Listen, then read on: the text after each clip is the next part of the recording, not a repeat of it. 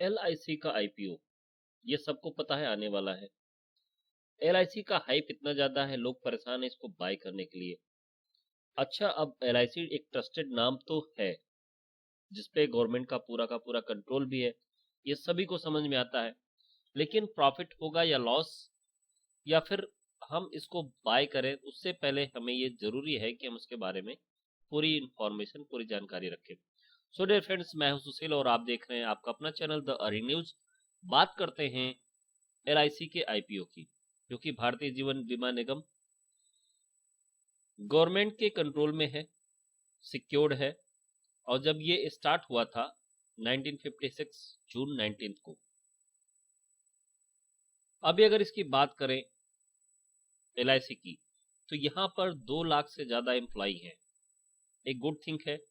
दूसरा, इनके जो एडवाइजर है, जो एजेंट जिनको हम बोल सकते हैं, 15 लाख से ज्यादा एजेंट है।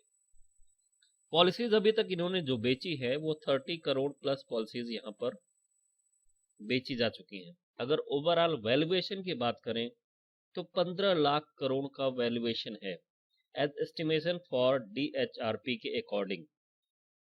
ये एस्टिमेटेड है, अभी तक ये एग्जैक्ट नहीं बताया गया है कि ये कितना है, एज ऐसा माना जा रहा है।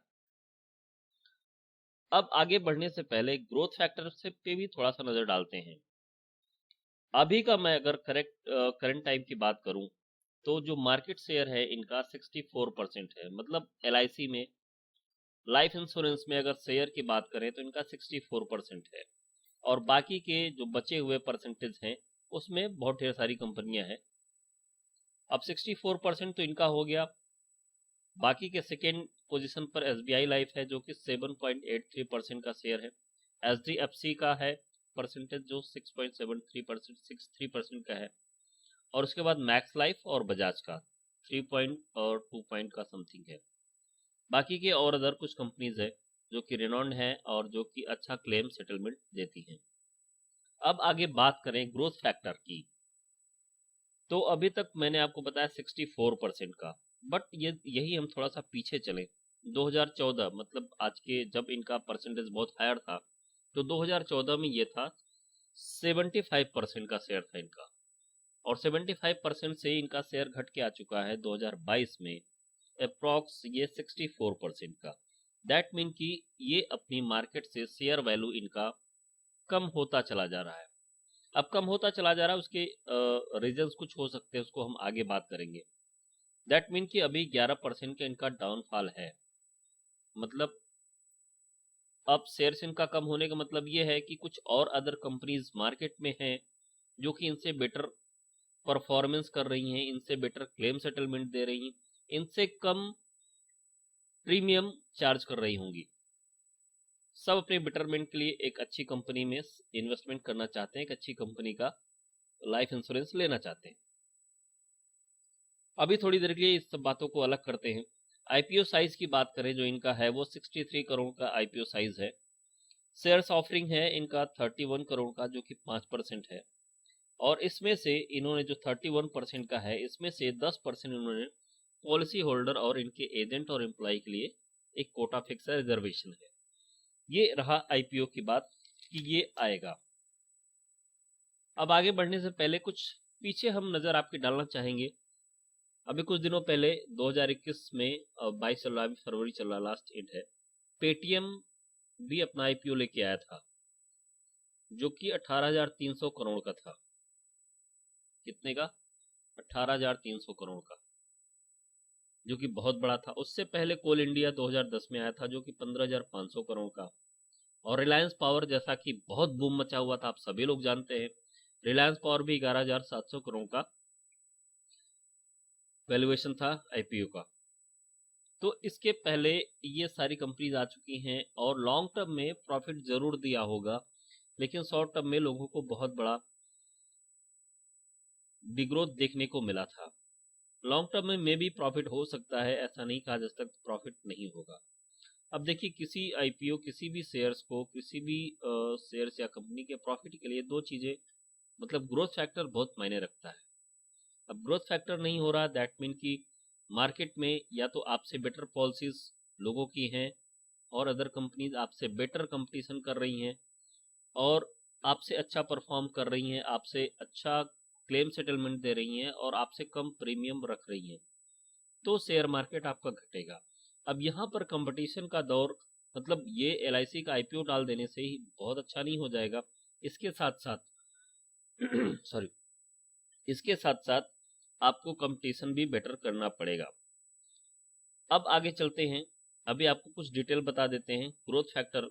सपोज कीजिए कि हमको अगर 1 करोड़ का टर्म इंश्योरेंस लेना है, या फिर आपको लेना, अमूमन लोग 1 करोड़ का लेते हैं क्योंकि वो टैक्स स्लैब में भी आते हैं और 5 लाख के ऊपर आपका ITR है तो आपको 1 करोड़ का मिल जाता है, तो मैक्सिमम लोग 1 करोड़ का लेते हैं। That's why we are talking about the 1 crore का टर्म इंश्योरेंस। अब उसी के लिए LIC अप्रॉक्स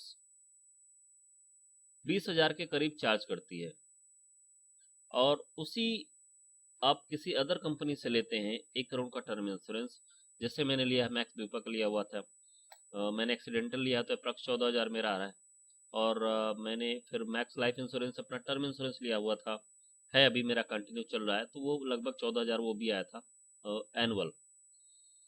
और उसी के लिए अगर आप LIC में जाते हैं तो आपको कहीं ज़्यादा प्रीमियम पे करना पड़ता है। तो एक तो ये कंपटीशन ऐसा समझ लीजिए कि ये प्रीमियम ज़्यादा चार्ज करते हैं, और इसके पीछे एक रीज़न ये हो सकता है कि अपने आप को बताते हैं कि गवर्नमेंट से ऑर्गेनाइज्ड है, सिक्योर्ड है। बाकी के सब भी, जैसा आपको पता है कि LIC IRDA से अप्रूव्ड, वहाँ से पूरा उसका कंट्रोल्ड होता है, तो ये सभी के सभी वहीं से कंट्रोल्ड होते हैं। अगर सेटलमेंट की बात करें, क्लेम रेशियो की बात करें, तो LIC का क्लेम रेशियो अप्रॉक्स 96%, और अगर अदर प्राइवेट कंपनीज की बात करें तो अप्रॉक्स 97-98% तक का क्लेम सेटलमेंट रेशियो उन सब का भी है, तो कहीं ना कहीं बेटर है LIC से, तो ये कंपटीशन इनको करना पड़ेगा। हाइप बहुत ज़्यादा बनी हुई है, जैसा कि हाइप आपको पता है कि पेटीएम का भी बना हुआ था, पेटीएम में भी वॉरेन बफेट और एलन मस्क का भी इन्वेस्टमेंट था, और अभी उसके बाद पेटीएम का IPO जब आया, लोगों ने बहुत वेट किया उसका और IPO उसको परचेज किए, लेकिन उसके बाद आप देख सकते हैं कि क्या हुआ। हाँ, धीरे धीरे ग्रोथ कर सकता है, कंपनी ग्रोथ करेगी, बट शॉर्ट टर्म में इट मे बी की ग्रोथ अच्छा हो सकता है, नहीं भी हो सकता है, डिपेंड करता है आगे। तो ये रहा कुछ चीज़ें LIC की IPO के बारे में। अब आपको डिटेल बता दें कि ये 10 मार्च को स्टार्ट होगा, 14 मार्च को क्लोज होगा, आप नोट कर लीजिए यदि आप बाय करना चाहते हैं। 17 को अलॉटमेंट होगा, अब उसमें अगर आप लकी हुए तो आपको ये मिल सकता है, अदरवाइज आपका रिफंड हो जाएगा। 22 मार्च को ये आपके डीमैट अकाउंट में आ जाएगा, आपको दिखने लगेगा, और 23 से ट्रेडिंग होगा। दैट पिन की 23 को बहुत बड़ा भूचाल आपको देखने को मिल सकता है। हो सकता है कि प्राइस बहुत ज़्यादा अप जाए, ग्रो करे, तो लोग वहाँ पर पैनिक सेलिंग भी कर सकते हैं, क्योंकि ग्रो करेगा तो प्रॉफिट बनाने के लिए लोग वहाँ पर उसको सेल आउट करेंगे। तो प्राइस अगर देखें तो यूनिट वाइज 2000 का प्राइस आपको पर यूनिट लॉट साइड का ये आपको मिलेगा। वैल्यू अब डिपेंड करता है कि प्राइस घटने और बढ़ने के पीछे 2 रीजन हो सकती हैं। पहला रीजन हो सकता है प्राइस बढ़ने का। प्राइस बढ़ने का रीजन ये हो सकता है कि अभी के हिसाब से अगर जो शेयर्स हैं, शेयर्स के वैल्यू अगर ज़्यादा हैं और अभी लिया जा रहा है कम, तो क्या होगा, उस हिसाब से प्राइस बढ़ने के चांस ज़्यादा रहेंगे। और अगर यही वाइस वर्सा उल्टा हो जाए कि वैल्यू के हिसाब से शेयर्स अभी चार्ज ज़्यादा किया जा रहा हो, और जब ये लॉन्च होगा तब उसके बाद प्राइस, मतलब लगे कि वैल्यू का प्राइस जो कि ज़्यादा चार्ज किया गया है, तो वहाँ पर ये पैनिक सेलिंग हो सकता है, जिसकी वजह से प्राइस डिक्रीज कर सकता है। तो ये कुछ रीज़न है जो डिपेंड करेंगे कि LIC का IPO पे कि कितना ग्रोथ कर सकता है, कितना नहीं कर सकता है।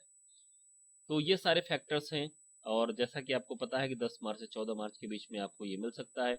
अगर आप इसको बाय करना चाहते हैं तो डीमैट अकाउंट वगैरह अपना ओपन करके रखिए, कहीं से भी किसी से भी आप अपना डीमैट अकाउंट ओपन करवा सकते हैं, और IPO के लिए फिर अप्लाई कर सकते हैं। So dear friends, as market से जितनी इन्फॉर्मेशन मुझे मिली मैं आपके लिए लेकर आया था। उम्मीद है कि आपको इन्फॉर्मेशन क्लियर लगा होगा। बाकी एज माय ओपिनियन, जहाँ तक मैं समझता हूँ कि जब ये लॉन्च होता है जब ये लॉन्च होता है तो वहां पर पैनिक सेलिंग और कुछ हाइप बना करके इसको बहुत ज़्यादा ग्रोथ दिया जाता है, लेकिन उसके बाद ये मार्केट में कोई भी आईपीओ है अप्रॉक्स लगभग वो मार्केट में फिर डाउनवर्ड्स ट्रेंड बन जाता है। तो इट मे बी कि ऐसा भी हो सकता है और ऐसा नहीं भी हो सकता है, डिपेंड करेगा मार्केट के सिचुएशन पे भी, मार्केट किस हिसाब से जाएगा। और जैसा कि अभी आप देख रहे हैं कि वार छिड़ा हुआ है यूक्रेन और रूस में, तो उसका भी कुछ इफेक्ट यहाँ पर पड़ सकता है। सो डियर फ्रेंड्स, सोच समझ कर फैसला लें, क्योंकि पैसा आपका है, इन्वेस्टमेंट आपको करना है, प्रॉफिट आपको बनाना है, और लॉस होगा तो भी उसमें फिर आपका ही होगा। तो ये सारे फैक्टर्स हैं, इन सारे फैक्टर्स को देख करके समझ करके डिसीजन लीजिए। उम्मीद करता हूँ कि आपको इन्फॉर्मेशन अच्छा लगा होगा।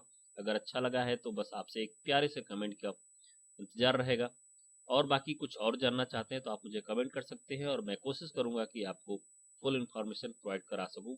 तब तक के लिए take care and bye bye. चलते चलते एक रिक्वेस्ट है कि सब्सक्राइब जरूर कर लीजिएगा। Thank you very much.